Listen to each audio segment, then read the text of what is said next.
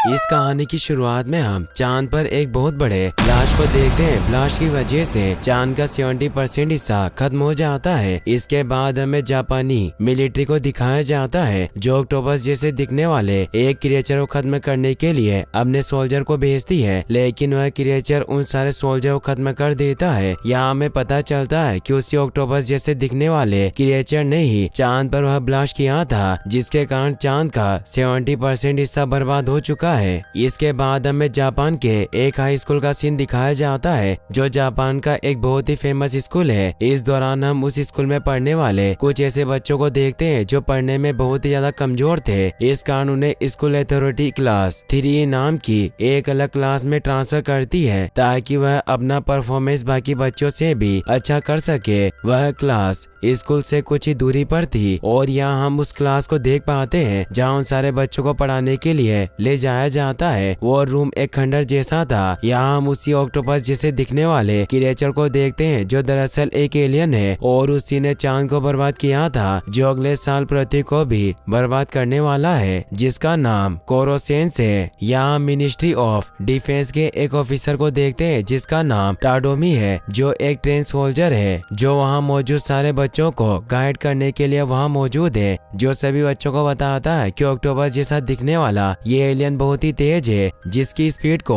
कोई मैच नहीं कर सकता। इस दौरान टाडोमी उस एलियन पर बहुत ही तेजी से अटैक करने की कोशिश करता है, लेकिन कोरोसेंस किसी तरह से टाडोमी के भी इन अटैक से बच जाता है क्योंकि वह बहुत ही ज्यादा तेज था। इस दौरान उन सभी बच्चों को पता चलता है कि अगर कोरोसेंस की बॉडी का कोई बॉडी पार्ट्स उसकी बॉडी से काट दिया जाए तो इस दौरान वह बहुत ही ज्यादा कमजोर हो जाता है और अगर उन स्टूडेंट ने इस एलियन को खत्म कर दिया तो उन्हें एक बहुत बड़ा इनाम दिया जाएगा। इसी बीच कोरोसेंस उन सभी बच्चों को बताता है कि अगर उन्होंने उसे 1 साल के अंदर खत्म कर दिया तो वह इस पृथ्वी को बिल्कुल भी नुकसान नहीं पहुंचाएगा। इस दौरान वह बताता है कि उसने जापानी गवर्नमेंट के साथ एक एग्रीमेंट किया है और इस एग्रीमेंट के दौरान उन बच्चों को 1 साल मिलेगा उसे खत्म करने के लिए। अगर इस बीच उन्होंने उसको खत्म कर दिया तो वह वापस अपनी दुनिया में चला जाएगा। इस दौरान उन बच्चों को बहुत सारे वेपन्स और बुलेट्स दिए जाते हैं ताकि वह उस एलियन को खत्म कर सके और उन वेपन से किसी इंसान को नहीं मारा जा सकता था। वह वेपन सिर्फ और सिर्फ उस एलियन को खत्म करने के लिए बनाए गए थे। जाने से पहले टाडोमी उन सभी को बच्चों को बताता है कि अगर उन्होंने इस एलियन को खत्म कर दिया और पृथ्वी को बचा लिया तो उन्हें सरकार की तरफ से 10 मिलियन यान मिलेंगे, जिन पैसों से वो बच्चे अपने पैरों पर खड़े हो सकते हैं। इस बीच कोरोसेंस उन सभी बच्चों को बताता है कि वह लोग उस पर जैसा चाहे वैसा अटैक कर सकते हैं, लेकिन वो उन पर पलटवार नहीं करेगा। इसके बाद हमें इरिना नाम की एक किलर को दिखाया जाता है जिसे कोरोसेंस को खत्म करने के लिए उस स्कूल में रखा गया है, लेकिन इस दौरान वह उस एलियन को खत्म करने में नाकाम रहती है। इस कारण उसे मिलिट्री ऑफ डिफेंस उसी स्कूल में इंग्लिश टीचर का काम दे देती है ताकि वह उसी स्कूल में रहकर उन बच्चों की मदद कर सके। इसके बाद उस क्लास का नाम एसेसिनेशन क्लासरूम रख दिया जाता है जहां वह सारे स्टूडेंट कोरोसेंस को खत्म करने के लिए ट्रेनिंग करेंगे। सारे बच्चे कोरोसेंस पर उन बंदूकों और चाकू से हमला करने लगते हैं, लेकिन कोई भी इस दौरान कोरोसेंस को खत्म करने में कामयाब नहीं होता। इसके बाद हम उसी क्लास में एक लड़के को देख पाते हैं जिसका नाम नगीसा है जो इस मूवी का लीड कैरेक्टर है। नगीसा एक बहुत ही ज्यादा शर्मिला लड़का होता है, लेकिन वह बहुत ही जल्दी सब कुछ चीजें एब्जॉर्ब कर लिया करता था। इसी दौरान हम देखते हैं कि वह क्लास में अपने नए टीचर के सारे ऑर्डर को फॉलो कर रहा है और उनकी सारी बातों को वह अपनी डायरी में नोट कर रहा है क्योंकि वह बहुत अच्छा स्टूडेंट था जो उस एलियन को खत्म करने के लिए एक बेहतर मौका ढूंढ रहा होता है। इसके बाद हम क्लास के ही कुछ शरारती बच्चों को देखते हैं जो नगीसा का इस्तेमाल करना चाहते थे ताकि वह कोरोसेंस को खत्म कर सके। इसके बाद वो सारे बच्चे एक प्लान के तहत नगीसा को कोरोसेंस को खत्म करने के लिए उसके पास भेजते हैं। इस दौरान नगीसा अपना असाइनमेंट कोरोसेंस के पास लेकर जाता है और नगीसा अपने हाथों में चाकू लिए अपने उस टीचर की तरफ आगे बढ़ता है, लेकिन कोरोसेंस उसके हाथों में उस चाकू को देख लेता है और किसी तरह से वह उस चाकू को उससे छीन लेता है। इस दौरान नगीसा कोरोसेंस को गले लगा लेता है ताकि वह उसे इस हरकत के लिए माफ कर दे, लेकिन ऐसा नहीं था। नगीसा कोरोसेंस को उस चाकू से खत्म करने नहीं आया था, बल्कि उसके पास प्लान भी मौजूद था और उसके पास एक बॉम्ब था जिसकी मदद से वो उसे खत्म करना चाहता था। इससे पहले कि वह बम ब्लास्ट होता। कोरोसेस वो देख लेता है, लेकिन थोड़ी देर बाद वहाँ पर एक जोरदार ब्लास्ट होता है जिसमें नगीसा घायल हो जाता है और वहाँ मौजूद सारे बच्चों को लगता है कि शायद उन्होंने कोरोसेस को खत्म कर दिया। इस कारण सभी लोग खुश हो जाते हैं, लेकिन इस दौरान उन बच्चों को अपने साथी नगीसा की भी कोई फिक्र नहीं थी। वह तो सिर्फ एलियन को खत्म करने के बाद मिलने वाले पैसों के लिए एक्साइटेड थे। लेकिन जब वहाँ पर उस ब्लास्ट का धुआं हटता है तो उन्हें पता चलता है कि कोरोसेस अभी मारा नहीं गया। उन लोगों को कोरोसेस क्लासरूम की छत पर दिखता है। थोड़ी देर बाद वो नीचे आता है और वो अब गुस्से में लाल हो जाता है। इस दौरान वो उन सभी स्टूडेंट को बताता है कि उन स्टूडेंट ने गवर्नमेंट के उन रूल और रेगुलेशन का उल्लंघन किया है, क्योंकि उस कॉन्ट्रैक्ट में लिखा हुआ था कि उस एलियन को सिर्फ और सिर्फ सरकार द्वारा दी गई बंदूकों और चाकू से खत्म किया जाए। अगर उन्होंने इसके अलावा कोई भी और चीज इस्तेमाल की तो यह उस कॉन्ट्रैक्ट का उल्लंघन होगा। यही बात कोरोसेस सभी बच्चों को बताता है। इस दौरान कोरोसेस बताता है कि इस गलती के लिए वह उन सभी को माफ कर रहा है, लेकिन आगे से अगर इस तरह की कोई सिली थिंग्स उन लोगों ने की और उसे धोखे से मारने की कोशिश की तो वह उन सारे स्टूडेंट की फैमिली को खत्म कर देगा। यह बात जानने के बाद सारे स्टूडेंट बुरी तरह से डर जाते हैं, क्योंकि कोरोसेस बहुत ही ज्यादा गुस्से में था। उसका चेहरा बिल्कुल लाल पड़ चुका था। कोरोसेस के सारे एक्सप्रेशन उसके चेहरे पर दिखाई देते हैं। अगर वह गुस्सा होता है तो उसका चेहरा लाल हो जाता है। इसके बाद हम कोरोसेस को देख पाते हैं जो उस क्लासरूम के बाहर बैठकर किताबें पढ़ रहा होता है। इस दौरान वह स्टूडेंट्स उसको एक बड़े से जाल में फंसा लेते हैं ताकि वह उसको खत्म कर सके। स्टूडेंट्स उसको जाल में फंसाने के बाद उस पर अंधाधुंध गोलियां चलाने लगते हैं, लेकिन हम देखते हैं कि वह बहुत ही तेज है। उसकी स्पीड को कोई भी कैच नहीं कर पा रहा था। इस कारण गोलियां चला रहे सारे स्टूडेंट उसको खत्म करने में इस बार भी नाकामयाब रहते हैं। इसके बाद हमें कर्मा नाम के एक स्टूडेंट को दिखाया जाता है जिसे उसी क्लास 3E में ट्रांसफर कर दिया गया है। दरअसल कर्मा एक बहुत ही ज्यादा इंटेलिजेंट स्टूडेंट है, लेकिन उसने स्कूल की मेन क्लास में झगड़ा किया था। इस कारण उसे इस क्लास 3E में ट्रांसफर कर दिया गया है ताकि उसे उस झगड़े की सजा दी जा सके। वो वहाँ मौजूद सारे स्टूडेंट्स को अपना नाम बताता है और उनसे फ्रेंडशिप करने लगता है। इस दौरान कर्मा कोरोसेस के पास भी जाता है जो उस क्लास 3 का टीचर है। कर्मा उससे हाथ मिलाता है। जैसे ही कोरोसेस कर्मा से हाथ मिलाने लगता है, एलियन के हाथों में दर्द होने लगता है। इस दौरान कर्मा कोरोसेस को बताता है कि उसके हाथों में कुछ ब्लेड्स लगी हुई है, इस कारण उसे इतना दर्द हुआ। यहाँ सारे स्टूडेंट हैरान होते हैं क्योंकि कर्मा एक अकेला ही ऐसा स्टूडेंट था जिसने कोरोसेस को हट किया था, क्योंकि इससे पहले उस पर किए गए सारे अटैक पूरी तरह से असफल हुए थे। लेकिन कर्मा जो बहुत ही ज्यादा इंटेलिजेंट था, अब वह उस क्लास 3 में आ चुका है और उन सारे स्टूडेंट को लगता है कि कर्मा कोरोसेस को खत्म करने में उनकी बहुत मदद करेगा। इसके बाद कर्मा कोरोसेस को खत्म करने के लिए तरह तरह की तरकीबें यूज करता है ताकि वह कोरोसेस को खत्म कर सके और इस पृथ्वी को बचाने में उन लोगों की मदद कर सके। लेकिन हम देखते हैं कि कर्मा भी उसे खत्म करने में और भी सभी स्टूडेंट की तरह नाकामयाब होता है। वह भी उसको खत्म नहीं कर पाता। निराश होकर कर्मा उस क्लासरूम में बाहर ही बैठा हुआ था। तभी उसके पास नगीसा आता है जिसे कर्मा बताता है कि वह उस एलियन को खत्म करने के लिए ही यहाँ पर आया हुआ है ताकि वह इस पृथ्वी को खत्म होने से बचा सके। उसे उस एलियन को खत्म करने के बाद मिलने वाले पैसे से कोई मतलब नहीं है। तभी वहाँ पर हम कोरोसेस को देखते हैं जो उन दोनों की बातें सुन रहा होता है। वह वहाँ आकर उन दोनों स्टूडेंट्स को ऑब्जर्व करता है। इसके बाद कर्मा कोरोसेस से बातें करने लगता है। इस दौरान कर्मा कोरोसेस से पूछता है कि क्या वह भी आम टीचर की तरह एक बुरा टीचर है या उसे सच में अपने स्टूडेंट की फिक्र है। इतना कहकर कर्मा उसी पहाड़ी से नीचे कूद जाता है क्योंकि उसे यकीन था कि कोरोसेस एक बहुत ही अच्छा टीचर है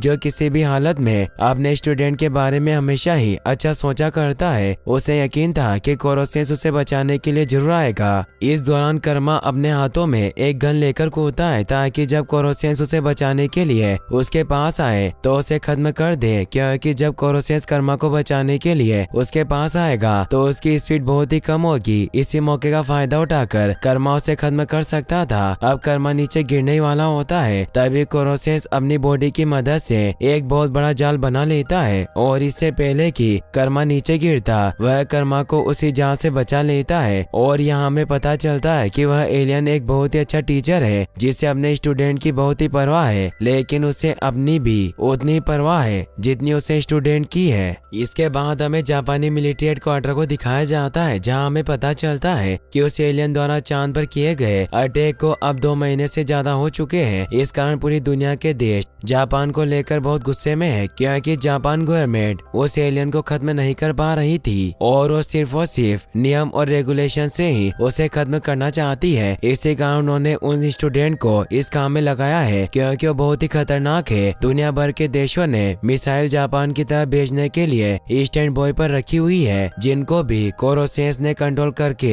रखा हुआ है। इस बात की जानकारी जापान को भी बहुत अच्छे से थी और यही कारण था कि वह लोग उस एलियन को बिना उसकी मर्जी के खत्म नहीं कर सकते थे। इस दौरान हम टाडोमी को देख पाते हैं, जो अपने सीनियर अधिकारी को बताता है कि उन्हें एक एलियन को खत्म करने के लिए एक नया स्टूडेंट चाहिए, क्योंकि जो स्टूडेंट भी उस क्लास 3 में मौजूद है वह उस एलियन को खत्म करने में पूरी तरह से नाकाम हो रहे हैं। इस कारण उन्हें एक ऐसा स्टूडेंट चाहिए जो उसको खत्म करने में उन सारे स्टूडेंट की मदद कर सके। इसके बाद हमें कोरोसेंस को दिखाया जाता है, जहाँ वह अपने सारे स्टूडेंट को पढ़ा रहा होता है। तभी हम वहाँ पर रिसु नाम के एक एआई रोबोट को देख पाते हैं, जिसे उस एलियन को खत्म करने के लिए वहाँ पर भेजा गया है। रिसु के अंदर बहुत सारे ऐसे हथियार मौजूद थे जो बहुत ही मॉडर्न हथियार थे, जिनकी मदद से वो आसानी से कोरोसेंस को खत्म कर सकती थी। अब एलियन जब उस क्लास में पढ़ा रहा होता है तो रिसु कोरोसेंस को अपने उस सिस्टम में लॉक कर लेती है और उस पर अंधाधुंध गोलियां चलाने लगती है। लेकिन कोरोसेंस भी बहुत तेज था, वह रिसु के उन सारे अटैक से अपने आप को किसी तरह से बचाता है। लेकिन इस दौरान उस क्लास में मौजूद सारे बच्चे भी रिसु के उस अटैक से बाल बाल बचते हैं। वो सारे बच्चे अपनी अपनी टेबल के नीचे छिप जाते हैं। उन सारे बच्चों को रिसु के ऊपर बहुत गुस्सा आता है, क्योंकि इस हमले के दौरान उन दोनों की जान को खतरा था। इसके बाद वो सारे स्टूडेंट रिसु को जंजीरों से बांधकर वहीं कैद कर देते हैं, ताकि वह दोबारा कोरोसेंस को खत्म करने के लिए उन स्टूडेंट की जान को खतरे में न डाले।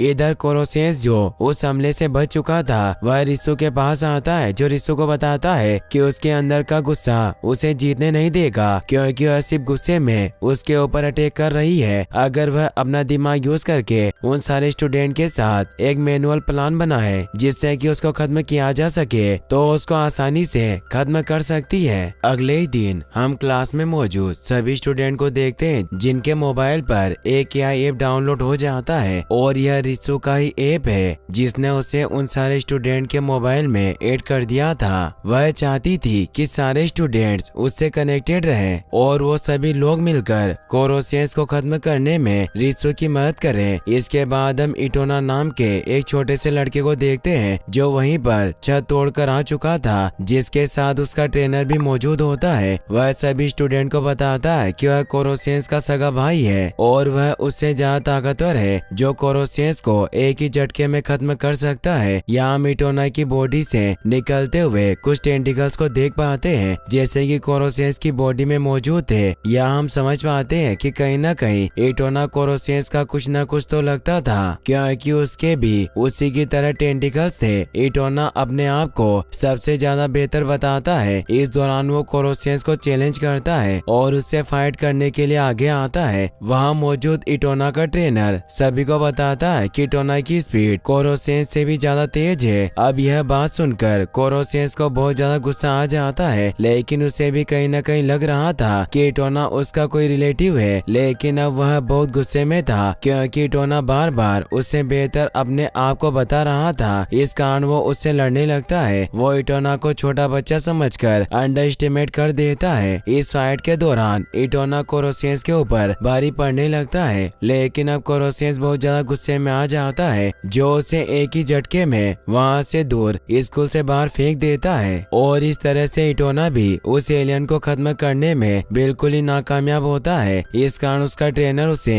वहाँ से लेकर चला जाता है। इधर हम सारे स्टूडेंट्स को देखते हैं, जो अपने कोरोसेंस टीचर की इस जीत को देखकर बहुत ज्यादा खुश हैं। यहाँ हम देख पाते हैं कि कोरोसेंस और उसके उन स्टूडेंट के बीच में एक अलग ही बॉन्डिंग बन चुकी है और उनके बीच एक टीचर और स्टूडेंट वाला रिश्ता भी अब कायम हो चुका है। इसी कारण वह इटोना से जीतने के बाद कोरोसेंस को देखकर बहुत खुश थे। इसके बाद हमें उसी स्कूल में एक दूसरे सोल्जर को दिखाया जाता है, जिसका नाम अकीरा है, जो टाडोमी के बदले वहाँ पर उन बच्चों को उस एलियन को खत्म करने के लिए ट्रेनिंग देने आया हुआ था, जो बहुत ही ज्यादा क्रूर और घमंडी था, जिसे अपनी ताकत पर बहुत ज्यादा घमंड था। वह इस ट्रेनिंग के दौरान कई बच्चों को नुकसान पहुंचाता है। जो बच्चे उस ट्रेनिंग में बहुत कमजोर थे वह उन्हीं को टारगेट करके उनको कमजोर साबित करने में लग जाता है। इस दौरान हम एक लड़की को देख पाते हैं जो उसी ट्रेनिंग का हिस्सा थी, जो उस ट्रेनिंग को करते करते बुरी तरह से थक चुकी थी। इस कारण फकीरा अपनी उस स्टूडेंट को धमकाने लगता है और उसे बताता है कि वह बहुत ज्यादा कमजोर है, जो उस एलियन से सामना नहीं कर सकती। वो उस लड़की को मारने लगता है, लेकिन तभी वहाँ पर टाडोमी आ जाता है जो अकीरा को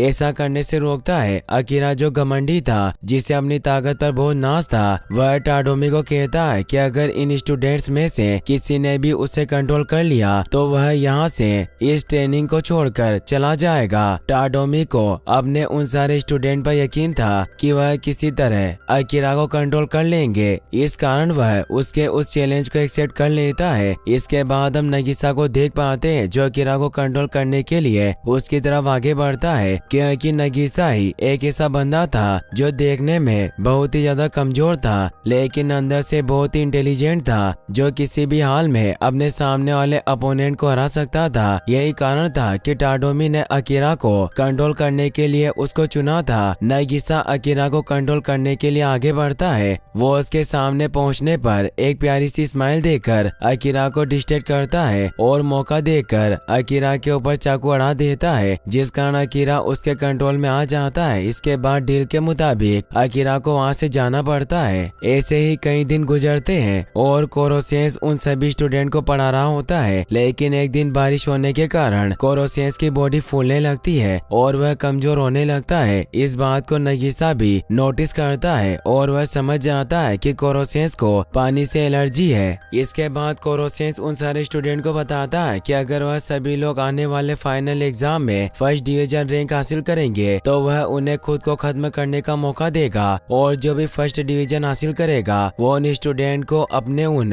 खतरनाक टेंटिकल्स को काटने का मौका देगा ताकि वह कमजोर पड़ जाए और वह स्टूडेंट उसको बड़ी आसानी से खत्म कर दे। और इस तरह से सारे बच्चे बहुत खुश हो जाते हैं क्योंकि उन्हें लगता है कि वह लोग आसानी से फर्स्ट रैंक हासिल कर लेंगे और उस एलियन के उन खतरनाक टेंटिकल्स को खत्म करके उस एलियन को कमजोर कर देंगे और उसे आसानी से मार देंगे। वो उस प्रतीक को भी बचाकर 10 बिलियन यान भी जीत जाएंगे। इसी तरह से और कुछ दिन गुजरते हैं और सभी स्टूडेंट बहुत अच्छे से पढ़ाई करते हैं। इस दौरान कोरोसेंस भी उन बच्चों की हर एक मदद करता है। वह उन्हें तरह तरह की चीजें सिखाता है और उन्हें वह अंतरिक्ष की सैर भी करवाता है। फाइनल एग्जाम होते हैं और कुछ ही दिनों बाद कोरोसेंस सभी स्टूडेंट को उनका रिजल्ट बताता है। इस दौरान कोरोसेंस बताता है कि 6 स्टूडेंट ने फर्स्ट डिवीजन हासिल किया है, जिन्हें उसके टेंटिकल काटने का मौका दिया जाएगा। इसके बाद उस एलियन को सभी बच्चे एक जगह बांधकर उसके टेंटिकल पर अटैक करने के लिए तैयार थे। इस दौरान नगीसा जी से पता चल चुका था कि कोरोसेंस को पानी से एलर्जी है। वह अपने कुछ स्टूडेंट साथियों के साथ मिलकर उस पर पानी फेंकने लगते हैं ताकि वो और ज्यादा कमजोर पड़ जाए। अब स्टूडेंट उसके ऊपर गन से फायर करने लगते हैं, लेकिन तभी वहाँ पर एक बहुत बड़ा धमाका होता है जिससे वहाँ मौजूद सारे स्टूडेंट्स बेहोश होकर वहीं गिर जाते हैं। तभी वह लोग नोटिस करते हैं कि कोरोसेंस एक ट्रांसपेरेंट बॉल के अंदर जा चुका है और उसका साइज भी बहुत छोटा हो चुका है। उन्हें कुछ भी समझ नहीं आता। इसके बाद हम वहाँ पर अकीरा को दोबारा देख पाते हैं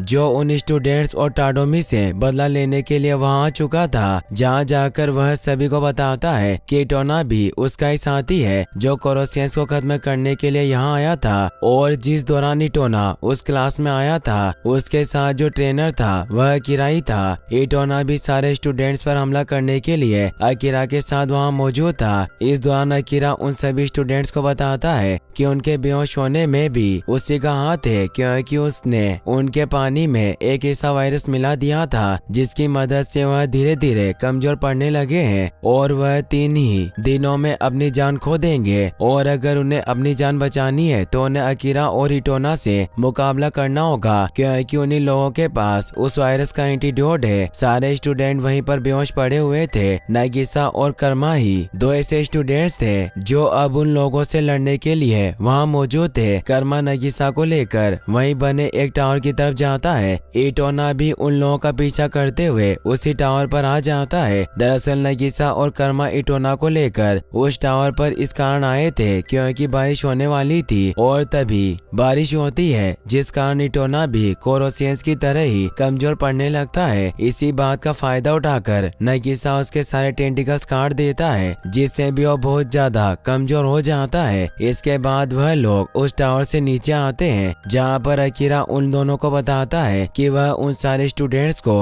अभी भी बचा सकते हैं अगर वह लोग कोरोसियंस के बचे हुए उस बॉडी पार्ट्स को उसके हवाले कर दें जो उस बॉल के अंदर मौजूद था। इसके बाद वो उन सभी बच्चों को एंटीडोट दे देगा, जिससे उनकी जान बच सकती थी। लेकिन तभी हम वहाँ पर उस स्कूल के सारे स्टूडेंट्स को देख पाते हैं, जो वहाँ आकर अकीरा को बताते हैं कि उन्हें उस वायरस के एंटीडोट की जरूरत बिल्कुल भी नहीं है, क्योंकि उन्होंने उस वायरस का एंटीडोट पहले ही बना लिया था। वो अकीरा को पकड़कर बहुत ही ज्यादा पीटने और मारने लगते हैं और उसे अपने आप से घिन आने लगती है, क्योंकि वह उन सारे स्टूडेंट से हार चुका था। वह सारे बच्चे उसका मजाक बनाने लगते हैं। इसके बाद वहाँ पर जापानी आर्मी आ जाती है, जो सारे बच्चों को लेकर अपने साथ चली जाती है, जिन्होंने कोरोसियंस को लगभग खत्म कर दिया था, जो अब एक बॉल के अंदर कैद था। जापानी आर्मी के कुछ अधिकारी सारे स्टूडेंट्स को धन्यवाद कहते हैं, क्योंकि उन्हीं के कारण पृथ्वी अब पूरी तरह से सेफ थी। इसके बाद जापानी आर्मी सभी स्टूडेंट को बताती है कि जो बचा हुआ उस एलियन का हिस्सा उन्हीं लोगों के पास रहेगा। इसके बाद कोरोसियंस को एक चेम्बर में डाल दिया जाता है, जिसके अंदर बहुत सारे बॉम्ब्स मौजूद थे, जिसकी मदद से वह उसे खत्म करने वाले थे। लेकिन इससे पहले कोरोसियंस उन सारे स्टूडेंट को बताता है कि वह बहुत ही ज्यादा खुशनसीब है कि वह अपने स्टूडेंट्स के हाथों मारा गया,